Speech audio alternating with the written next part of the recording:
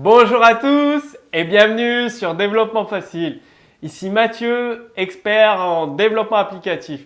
Donc dans cette nouvelle vidéo toujours consacrée au développement sur mobile, sur les smartphones et sur les tablettes, vous allez apprendre toutes les bonnes pratiques que vous devez utiliser avec votre code JavaScript, avec le JavaScript pour créer des sites optimisés pour mobile dès leur conception. C'est très important.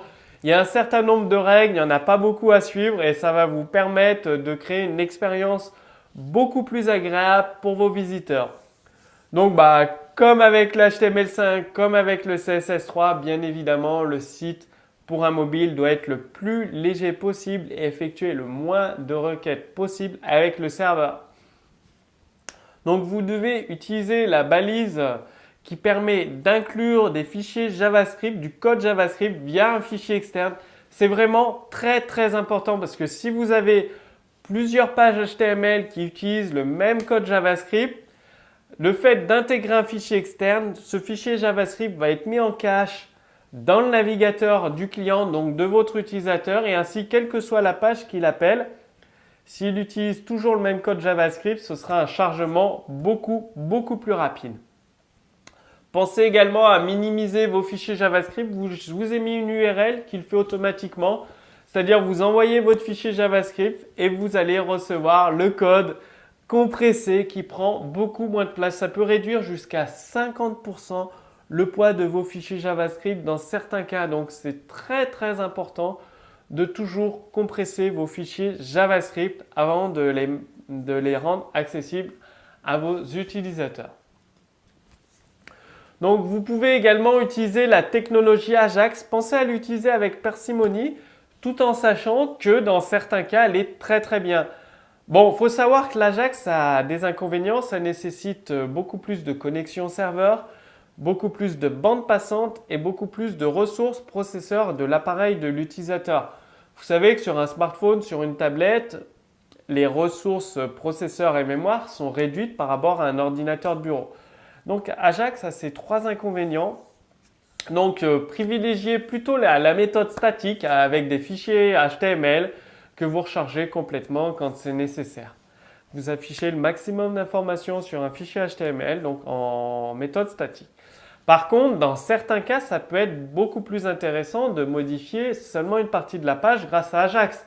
Si vous avez plusieurs informations sur la même page avec un accordion ou que vous faites beaucoup d'interactions avec les utilisateurs, plutôt au lieu de recharger une grosse page web qui prend énormément de poids, de place, qui est longue à charger, surtout qu'avec une connexion 3G sur un smartphone, Ajax, ça va recharger uniquement un élément de la page, et donc ça va être beaucoup plus rapide à l'affichage pour vos utilisateurs. Donc, vous savez qu'Ajax a trois défauts. Plus de connexion pour le serveur, plus de bande passante, plus de ressources processeurs sur le smartphone.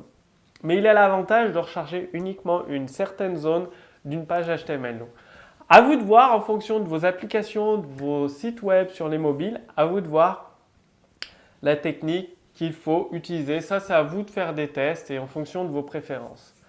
Bien évidemment, pensez à utiliser le système événementiel. JavaScript, c'est un langage basé sur les événements, donc utilisez les événements pour optimiser vos pages web. Donc vous pouvez ajouter un event lister, c'est-à-dire un écouteur d'événements et vous lui indiquez tel type d'événement à utiliser. Donc objet écouté, .addEventLister, le nom de l'événement, la fonction JavaScript à appeler et un booléen. Donc une fonction dans le document HTML est lancée quand la page a été lue dans sa totalité, sans pour autant être complètement chargé. Donc c'est cet événement que vous allez utiliser. DOM content loaded. Donc dès que le DOM est chargé dans la page HTML, cet événement est envoyé et ça va appeler votre fonction JavaScript, celle que vous avez définie dans le addEventListener. Et dans cette fonction JavaScript, vous allez pouvoir lancer votre code JavaScript et tout un tas d'interactions que vous souhaitez. Par exemple une connexion Ajax, ou alors le chargement d'une image, chargement d'un contenu, à vous de voir. Donc l'utilisation de cette fonction, ça réduit fortement le temps d'attente avant de lancer votre fonction JavaScript. C'est une fonction très utile pour appeler des fonctions en fin de page sans devoir attendre tous les chargements de la page, tous les chargements du fichier CSS, tous les chargements des images, etc. Donc pensez à écouter l'événement JavaScript done content loaded. Très très pratique cet événement. Donc je vous montre un exemple de code source pour écouter un événement JavaScript et effectuer une action derrière. C'est toujours plus parlant quand on le voit visuellement. Donc c'est parti pour l'exemple de code source. Alors l'exemple de code source sur les bonnes pratiques avec JavaScript. Donc le fichier CSS reste classique, il ne change pas, c'est le gabarit HTML5. Par contre, tout se joue ici. Donc je vous ai dit, incluez plutôt des fichiers JavaScript externes. Ça va permettre au navigateur de les mettre en cache, donc c'est très très pratique pour utiliser le cache du navigateur, surtout sur les smartphones et les tablettes pour un chargement beaucoup plus rapide de vos sites, donc utilisez ceci.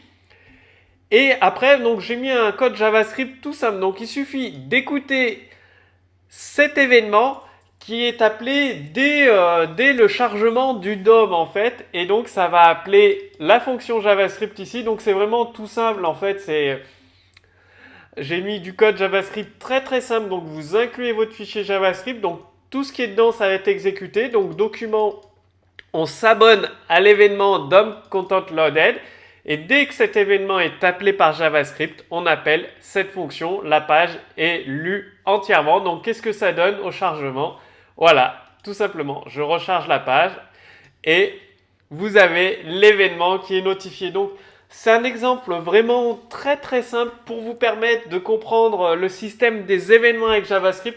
Parce que la programmation événementielle, c'est un des piliers de JavaScript. C'est vraiment très très important à comprendre. Donc une fois que vous avez compris comment vous abonner à des événements et appeler une fonction JavaScript derrière une fois que l'événement est généré, vous avez compris beaucoup de choses.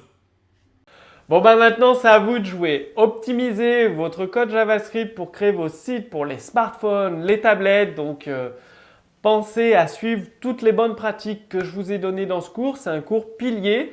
Si vous avez des questions, comme d'habitude, vous les posez directement sous ce cours vidéo. Et moi, je vous invite maintenant à cliquer sur ce lien, sur l'image, lancer la deuxième vidéo. C'est-à-dire que dans la deuxième vidéo ensemble, on va aller beaucoup plus loin dans la création d'applications complexes avec JavaScript.